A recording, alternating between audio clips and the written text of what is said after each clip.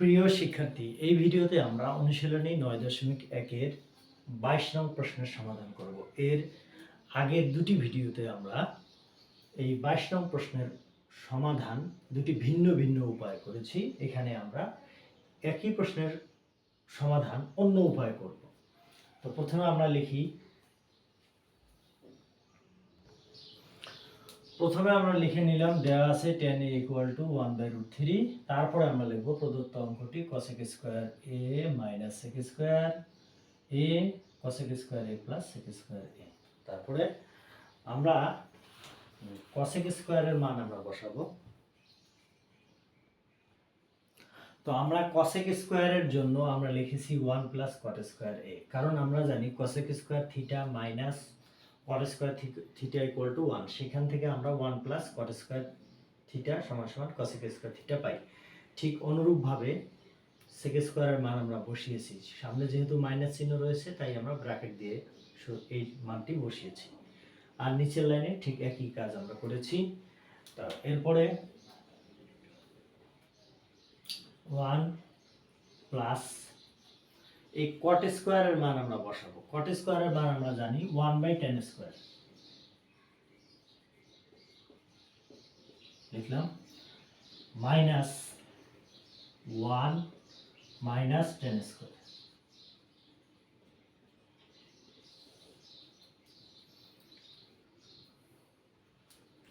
ঠিক একইভাবে 1 আর 1 আমরা যোগ করি 2 যোগ cot স্কয়ারের পরিবর্তে আমরা 1/tan স্কয়ার লিখি।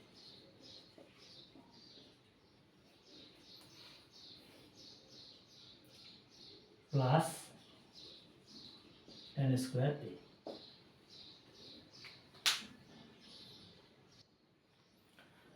এর পরের লাইনে আমরা যে কাজটা করেছি, এই 1 এবং 1 বিয়োগ দিয়েছি।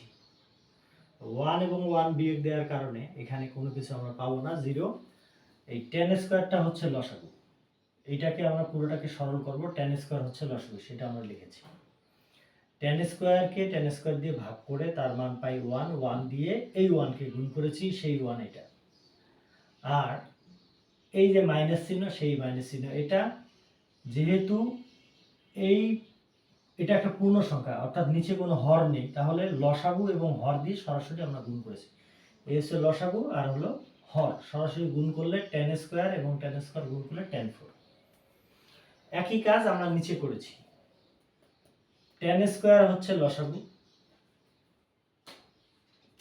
যেহেতু নিচে কোনো হর নেই তাহলে লসাগু এবং 2 গুণ করেছি, তাহলে tan স্কয়ার a প্লাস এই হর এবং এই লসাগু যেহেতু একই সেম, তাহলে উপরের যে লব আছে সেটাই আমরা এখানে বসিয়ে দিয়েছি।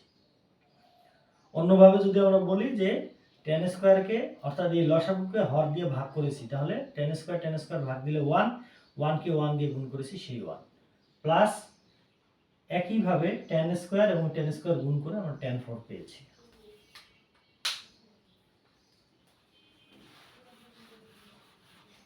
পরের লাইনে যাই। পরের লাইনটা হবে এরকম, যেহেতু এখানে আমরা দেখতে পাচ্ছি উপরে একটা ভগ্নাংশ, নিচে একটা ভগ্নাংশ, আবার ভগ্নাংশকে ভগ্নাংশ দ্বারা ভাগ করা হয়েছে। তাহলে আমরা কি করব, উপরের ভগ্নাংশটা আগে লিখে রাখি।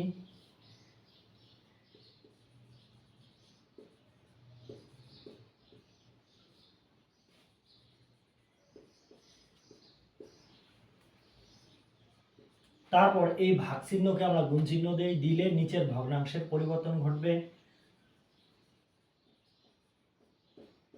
নিচের ভগ্নাংশ বিপরীত হয়ে যাবে, কারণ যেহেতু ভাগের বিপরীত গুণ, তো অতএব নিচের ভগ্নাংশটাও বিপরীত হয়ে যাবে।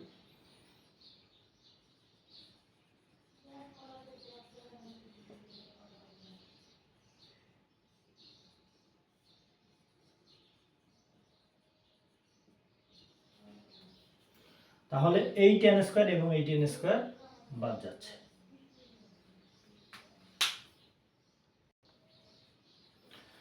পরের লাইনটাতে আমরা এই যে 1 1 লিখেছি, মাইনাস মাইনাস tan 4, আমরা tan এর মান বসিয়েছি।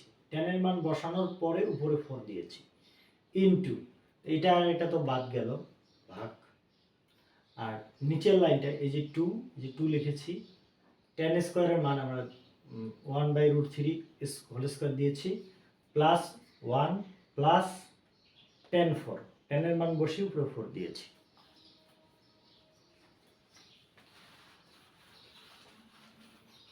এই লাইনের কাজ শেষ। এবার আমরা পরের লাইনে যাই। পরের লাইনে হলো 1 মাইনাস 1√3, এখানে 4 বার রয়েছে, তাহলে √3 4 বার যদি থাকে তাহলে তার মান আমরা পাই 9।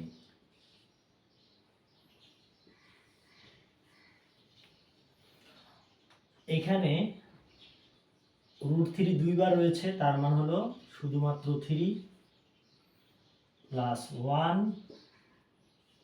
এখানেও √3 আছে 4 বার, তাহলে তার মান হচ্ছে 1/9।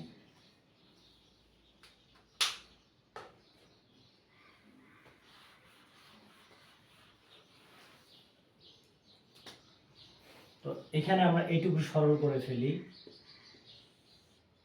এই সরলের মান হবে 9, লসাগু হবে, লসাগুকে আমরা হর দিয়ে সরাসরি, লসাগুকে যেহেতু পূর্ণ সংখ্যা আছে, লসাগুকে পূর্ণ সংখ্যা দিয়ে গুণ করি, তাহলে 9 মাইনাস 1, যেহেতু হর এবং লসাগু একই, তাহলে উপরে লবটাই এখানে বসে যাবে, আর এখানে হবে, এখানেও কিন্তু লসাগু হচ্ছে 9, সেই 9 আমরা লিখলাম। এই 2টা মূলত হচ্ছে উপরের সংখ্যা, তাহলে 9 কে আমরা 3 দিয়ে ভাগ করি, তাহলে আমরা পাবো 3, 3 কে আবার 2 দিয়ে গুণ করি, তাহলে পাবো 6, প্লাস, যেহেতু এটা পূর্ণ সংখ্যা, পূর্ণ সংখ্যাকে আমরা লসাগু দিয়ে গুণ করি 9, আবার এখানে 9 হর এবং 9 লসাগু, তাহলে উপরের 1 এখানে বসবে।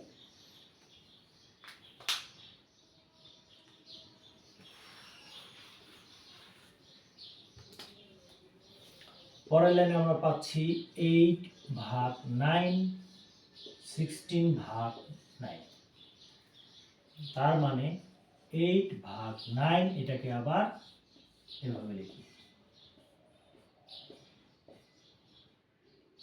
1 2, তার মানে 1/9।